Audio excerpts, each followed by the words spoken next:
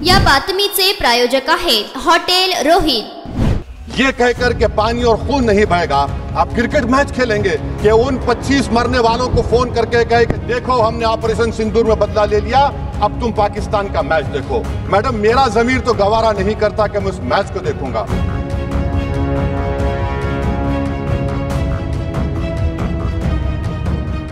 नमस्कार, लोक प्रधान news channel में सभी प्रेक्षकों का स्वागत है। एमआईएम अध्यक्ष असदुद्दीन ओवैसी ने लोकसभा में ऑपरेशन सिंदूर पर चर्चा के दौरान एशियाई कप में पाकिस्तान के साथ भारतीय क्रिकेट टीम के मैच खेलने पर सवाल उठाया है।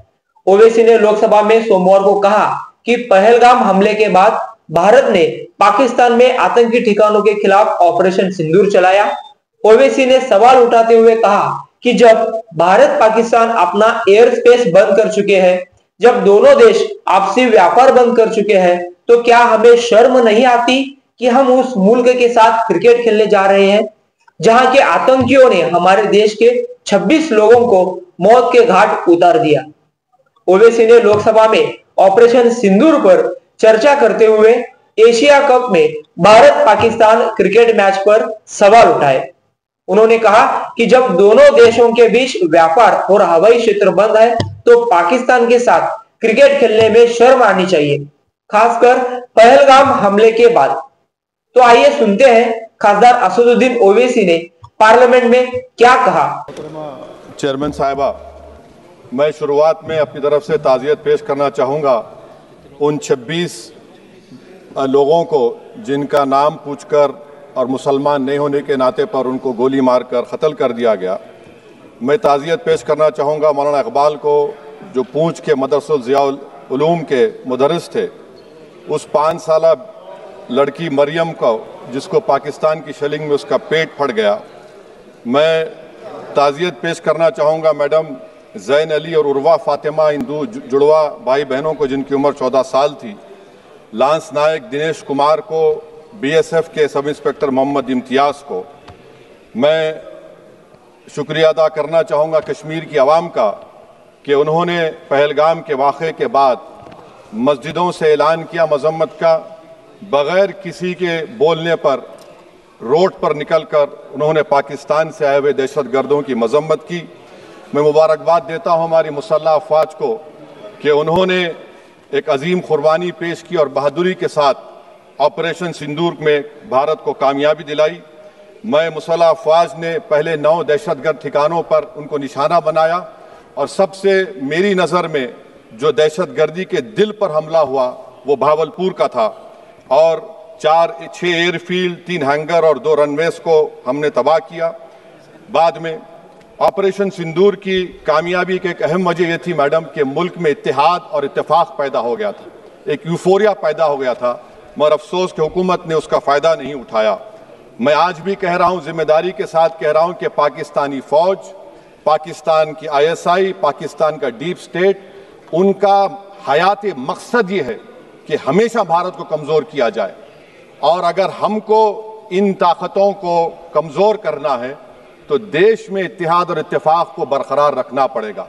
अगर हम बुलडोज़र के ज़रिए या फिर लिसानी जबर के ज़रिए या मजहबी फ़िरक़ा परस्ती के ज़रिए अक़लियतों को निशाना बनाएंगे तो हम खुदा ना खास्ता उन पड़ोसी मुल्क के दहशतगर्द तंजीमों को कहीं कामयाब ना हो जाए।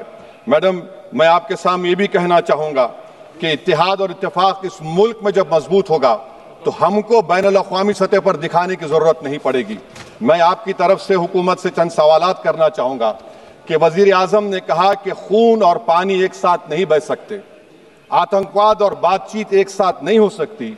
तो मेरा सवाल आपके ज़रिए से वज़ीर आज़म और हुकूमत से ये है, फिर जिन इंसानों को बैसारा की वादी में मारा गया था, क्या आपका ज़मीर इस बात की इजाज़त देता है कि आप ट्रेड बंद कर दिए, पाकिस्तान का एयरक्राफ्ट हमारे एयर स्पेस में नहीं आ सकता, उनकी कश्ती हमारे पानी में नहीं आ सकती, ट्रेड ख़त्म हो चुका है डायरेक्ट इनडायरेक्टेड, आपका ज़मीर जिंदा क्यों नहीं है? किस सूरत से आप पाकिस्तान से क्रिकेट मैच खेलेंगे जब हम पानी नहीं दे रहे हैं? 80% पानी पाकिस्तान का हम रोक रहे हैं। ये कहकर के पानी और खून नहीं बहेगा, आप क्रिकेट मैच खेलेंगे। मैडम, मेरा ज़मीर तो गवारा नहीं करता कि मैं उस मैच को देखूंगा।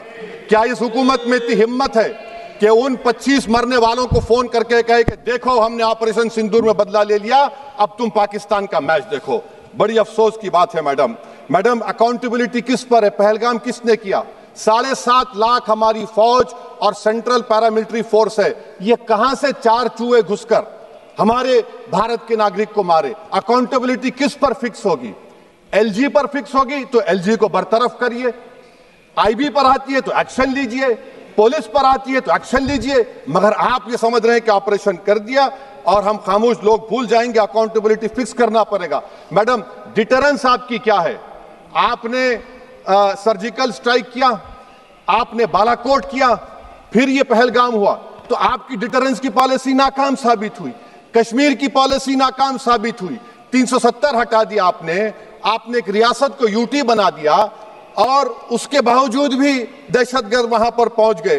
तो और अफसोस मुझे इस बात का होता है मैडम कि पाकिस्तान को हम जानते हैं, पाकिस्तान और इजराइल इस पूरी दुनिया में एक फेल्ड स्टेट है और पाकिस्तान के आर्मी चीफ को, जिससे हमारे स्ट्रेटेजिक रिलेशनशिप है, जिसको अपना दोस्त कहते हैं, उस देश का प्रेसिडेंट उस शख्स को बुलाकर खाना खिलाता है अपने साथ जिसके भाषण से हमारे लोग मारे गए थे। तो क्या आपकी खर्जा पॉलिसी कामयाब हुई? आप देख लीजिए। अच्छा, हमारे देश में एक ऐसी तंजीम है जिसका वजूद नफरत की बुनियाद पर और मजहबी अज़बियत को फैलाने के लिए बनाया गया।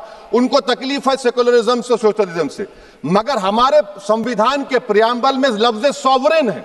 सॉवरेन का मतलब यह है कि हम खुद मुख्तार हैं, हम हाकिम आला हैं, हम अपने मुल्क के मुकद्दर का फैसला करेंगे। एक गोरा व्हाइट हाउस में बैठकर भारत की सीज फायर का ऐलान करेगा? यह आपका नेशनलिज्म है? अफसोस होता है मुझे सर। मैडम, मैं आपसे पूछना चाह रहा हूं कि अगर एक चचा सैम ऐलान कर रहे हैं तो हमारी फौज पर क्या असर पड़ा होगा?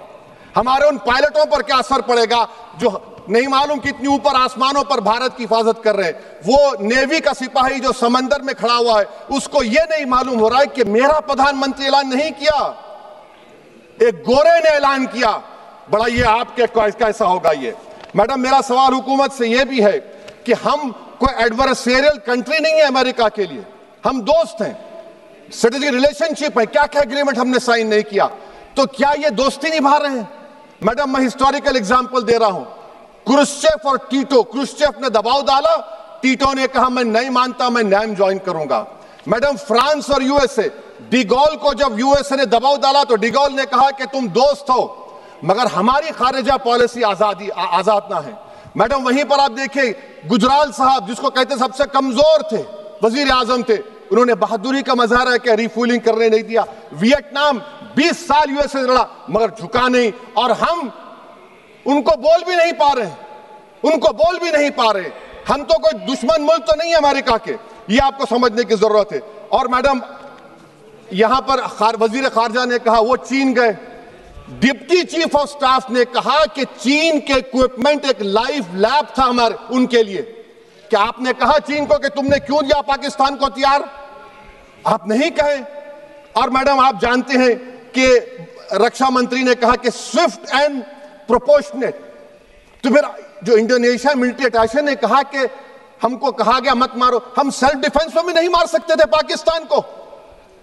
और अगर आप ट्रंप के बयान को गलत कह रहे हैं कि 5 एयरक्राफ्ट नहीं गिरे, मैं यकीन करता हूं आपकी बात का, आप हमारे पायलट्स को कमेंट करिए ना, हमारे पायलट्स को कमेंट करिए कि हम अपने पायलट्स की तारीफ करते हैं, आप वो भी नहीं करना चाहते। मैं हुकूमत से जानना चाहता हूं मैडम कि क्या फ्रांस ने हमको सोर्स कोड नहीं दिया जिसकी वजह से हमारे एयरक्राफ्ट को क्या नुकसान हुआ? अब मुस्तकबिल में आप हथियार खरीदेंगे तो क्या आप सोर्स कोड हासिल करेंगे? और मैडम, मैं आपको बताना चाह रहा हूं, मेरे सवाल का जवाब हुकूमत दे, हमारे पास सैंक्शन जो स्क्वाड्रन है 42 है, 60 साल के बाद सिर्फ 29 काम कर रहे हैं। पाकिस्तान के पास 25 हैं, चीन के पास 50 से ज्यादा हैं। 11 साल से आप सरकार में हैं, सबमरीन नहीं है, थर्ड एयरक्राफ्ट कैरियर कहां पर है आप बताइए। और मैडम, FATF में लाना पड़ेगा आपको। अगर आप विश्व गुरु हैं तो हम आपको चैलेंज कर रहे हैं, आप G7 के कंट्रीज को, GCC को और चचा सैम को राजी कराइए कि पाकिस्तान को, मैडम खत्म कर रहा हूं, FATF में दोबारा लाया जाए। मैडम, ऑल पार्टी मीटिंग हुई। देखिए कितना कॉन्ट्रडिक्शन है केंद्र सरकार में और स्टेट सरकार में।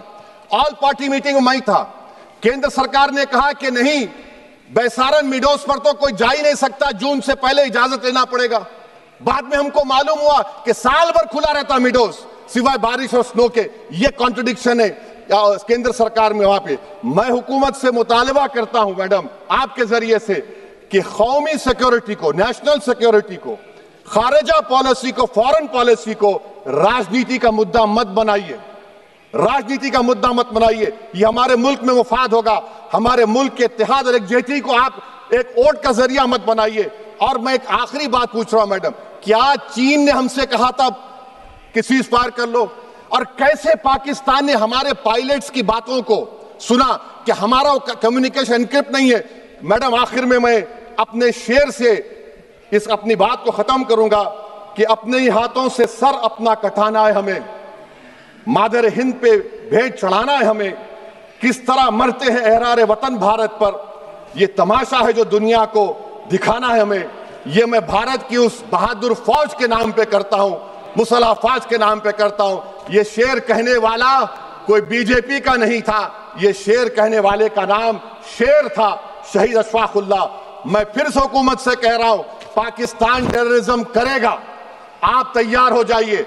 आप चीन से मोहब्बत, कितना इम्बैलेंस हुआ ट्रेड का, कितना इम्बैलेंस हो रहा है चीन से। अच्छा, जब गलवान हुआ उस वक्त भी ट्रंप ने कहा था कि मैं बात करूंगा, हमने कहा नहीं बात करेंगे, जरूरत नहीं है। आज ट्रंप हमारे से पहले बोलता है। इज्जत नफ्स भी कोई चीज होती है, इख्तिदार में कोई यहां रहेगा कोई वहां रहेगा, मगर इख्तिदार में इकबाल होना चाहिए। बदबख्ती की बात यह है कि आपने इकबाल को खो दिया। बहुत बहुत शुक्रिया।